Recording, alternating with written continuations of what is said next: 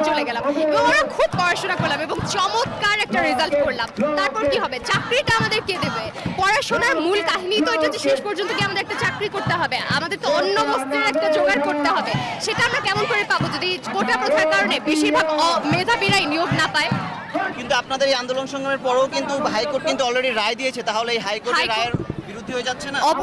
High court যেই রায়টা দিয়েছে সেটা যদি সংবিধানের সাথে সাংঘর্ষিক হয়, আমি আপনাকে বলছি সংবিধানের অনুচ্ছেদ 19, 29, 28, 23 এই সকল অনুচ্ছেদে লেখা আছে যে সমতার কথা, এবং শুধুমাত্র এটা ব্যতিক্রম হবে যখন তারা অনগ্রসর জনগোষ্ঠী, যেমন প্রতিবন্ধী বা এথনিক মাইনরিটি। মুক্তিযোদ্ধারা কি সেটা? অবশ্যই না, তারা ভাতা পাচ্ছে, তারা বিভিন্ন সুযোগ সুবিধা পাচ্ছে। তাহলে হাইকোর্টের রায়টাই হয়ে যাচ্ছে সংবিধানের সাথে সাংঘর্ষিক, এই রায় বাতিল করবে। আন্দোলন থেকে হাইকোর্ট তার রায় পরিবর্তন করে না, কি বলবেন? আচ্ছা, হাইকোর্ট কাদের জন্য? আমার প্রশ্ন, হাইকোর্ট নিশ্চয়ই আমাদের জন্য।